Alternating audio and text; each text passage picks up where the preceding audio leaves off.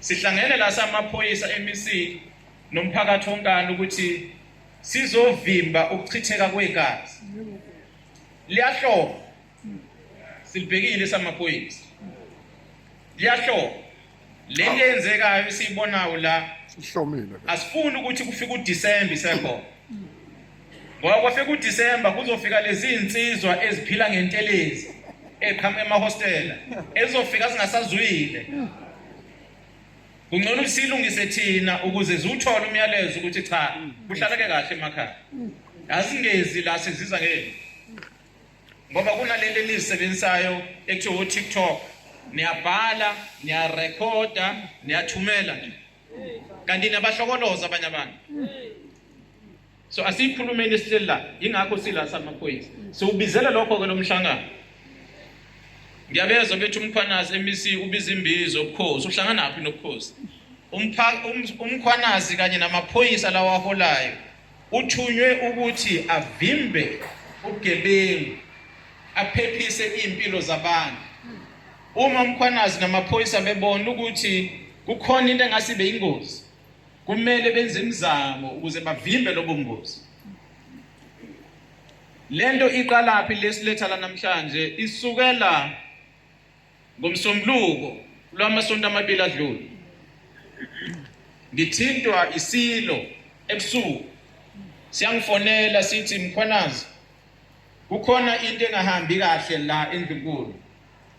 Ngizocela ukuthi uthumele amaphoyisa kade uzobheka.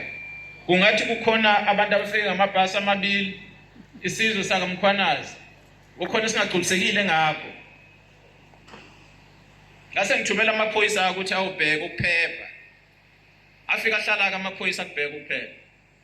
Nhlanhla leyo bekhona inkosi uShinge esinayo la ngaphakathi kwethu namhlanje. Kanye nenkosi uChilizi. Ecala ukuthi bangakwazi ukuyichaza udaba ngoba bengekho. Kwakhulunywa ke kwaphela ngathola umyalezo ngabo 11:12 ebusuku ukuthi cha sikuhlukene sebehambile la kade befikile esilweni. Ngicabanga ukuthi into seyixazulekile. Ngolesibili kwavala umgaqo ku-N2 uthela wayeka lo hamba imoto eningi. Okusiphathe kambi ukuthi mase kuvaleka lo mgaqo ukhona abahamba ngama-ambulance abagulayo bavimbeka manje emgaqweni. Ngithi ngiyabuza ukuthi isizathu sokuthi kuvinjwe umgaqo isini. Engitholayo ukuthi laba kade bendlunkulu ngomsombuluko abakutholanga ugcoliseka ngento kade beyihambele endlunkulu. Ingakho sebekhipha ulaka balikhiphela la emgaqweni. Sengithi ngeke phela amakhwanazi bakhipha ulaka balikhiphele kubantu abangahlangene nendaba yabo. Awuke ngisondele ngikhulume nabo ngibeze ukuthi inkinga ku nokubaxwayisa nje ukuthi umthetho uthi yithi wena mawuhlukumezekile uqondana nalomuntu okuhlukumezekile ungasuke wena uyohlukumeza omunye umuntu ongahlangene la indaba yakho. Laba bazambele emgaqweni abazi lutho ukuthi abanye abazi nokuthi umhlaba kabani abadlula khona. Bahambe eSouth Africa bafika e-toll gate bakhokha baqhubeka. Abafuni umuntu ozobavimba endleleni banelungelo. Umsebenzi wethu ke thina amaphoyisa ukuthi sibavikele bona bayihambele emgaqweni. Yithani nina abakhwanazi manenkinga zenu nihlangane esibayeni nihlangane engadini kanje niyixoxe. Ningayixoxele emgaqweni. Ningayixoxele kwabanye abantu abangahlangene. So ngifikileke inkosi yangihlonipha kaMkhwanazi yavuma ukuthi sibe nawo umhlangano safika. Masixoxisana ngithola ukuthi kungathi kunokuphambana okukhona okwenziwe isilo ngokuthi sibeke insizwa kaNcube ekuthiwa iyiso kule ndawo okuyona ke xasula abantu bakaMkhwanazi. Sengithi ke abantu bakaMkhwanazi kuzofanele nihlale phansi nikhulume lento. Nikhuluma nodwa, nikhuluma noNcube, nikhuluma nesilo, nikhuluma nobukhosi bonke. Ihlalani phansi nikhulume. Ukuze nehlise ukudinwa kwabantu. Mina engakwenza ngoba ngiphoyisa, ngihamba ngomthetho. Umthetho uthi into ihamba ngalendlela ubhalwa phansi. Angubhali ngomkhwanazi. Asubhali samaphoyisa. Sufunda lo subhalile. Bese kuthiwa lo uphula umthetho mawuphula umthetho ufuneka kwenziwe njengayo. Yikona phela esikwenza samaphoyisa. ngase ngithinta labo kuyibona ababhala umthetho ngobukhosi. Uhulumeni azochaza ukuthi uma sithi ubani uyinkosi, sivuma kanjani thina uhulumeni ukuthi lo uyinkosi.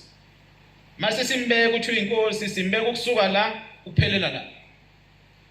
Uma uhulumeni ethi sivuma kanjani iso lenkosi mawuthi likhona, lisebenza kanje iso lenkosi. Uhulumeni mayivuma ukuthi kunenduna, umsebenzi wenduna yilo. Isebenza la kule ndawo, yilo umsebenzi owenzayo. Asibeki induna thina samaphoyisa, asibeki iso lamakhosi, asibeki inkosi. Bengithi ngicacise leyo. Ngicela uMEC ethi awusize ke MEC ngoba phela indawo yakho le. Awuze la uzokhuluma nomphakathi wakule ndawo yaseDukuduku.